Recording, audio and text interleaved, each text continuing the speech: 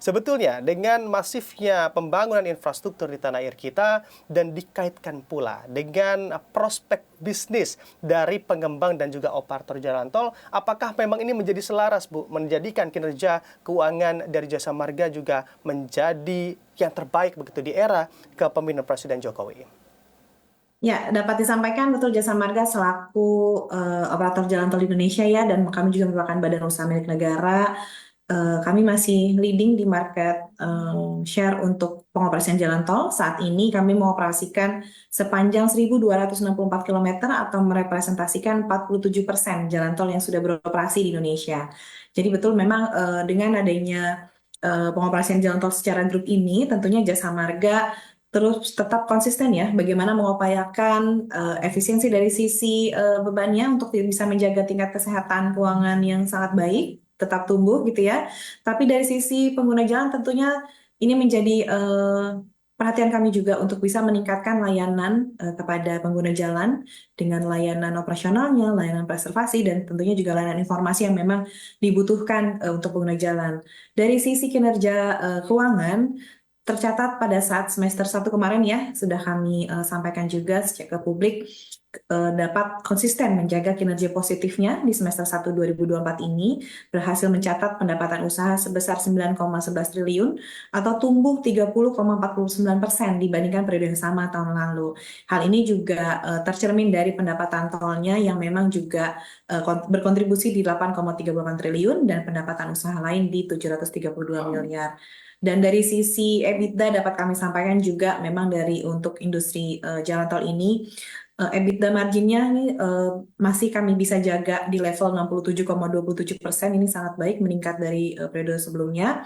Dan tentunya juga ini tercermin dari laba bersih yang mungkin memang kalau dari sisi investor dan analis ini terlihatnya sangat tumbuh besar ya, karena memang juga adanya efek penyesuaian atas penerapan peraturan Menteri Keuangan terkait penyusutan harta berwujud atau amortisasi harta tak berwujud dari sisi peraturan perpajakan. Tapi di luar itu memang core profitnya sendiri di Jasa Marga ini tumbuh 52,05%. Ini cukup mencerminkan ya bagaimana Jasa Marga tetap menjaga kinerja positif perusahaan di semester 1 tahun 2024 ini. Oke, baik. Bu Lisha, menarik angka yang Anda sebutkan begitu ya, bahkan pengelolaan jalan tolnya mengoperasikan ribuan kilometer jalan tol dikelola oleh PT Jasa Marga. Menarik andai kita merujuk pada bagaimana strategi Jasa Marga untuk mengefisiensi beban-beban operasional, karena memang yang dikelola ini cukup panjang, Bu Lisha, jalannya. Silakan. Ya, betul sekali. Itu memang menjadi perhatian utama perseroan ya, bagaimana tetap bisa menjaga menyeimbangkan gitu ya, baik dari pelayanan terhadap kinerja positif perusahaan. Terlihat bagaimana perseroan bisa tetap menjaga rasio keuangan untuk bisa tetap menunjukkan tingkat kesehatan keuangan perusahaan yang baik gitu ya.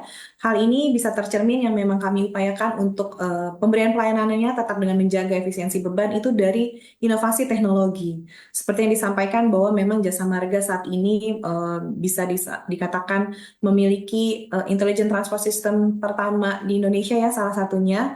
Kami memiliki Jasa Marga Toll Command Center ini yang berbasis inovasi teknologi dengan harapan ini bisa memenuhi kebutuhan masyarakat publik khususnya pengguna jalan tol dari sisi informasi dan juga dari sisi pemberian pelayanan gitu ya, bahwa secara real time bisa sederhananya masyarakat ini bisa melihat fitur CCTV di aplikasi Travoy gitu ya untuk bisa sebagai suatu upaya pelayanan. Tentunya ini merupakan bagian dari inovasi teknologi tadi yang semuanya terangkum dalam dikelola di command center ya untuk pengoperasiannya. Lalu di sisi lain juga Jasa Marga terus memberikan upaya-upaya peningkatan pelayanan di sisi rest area.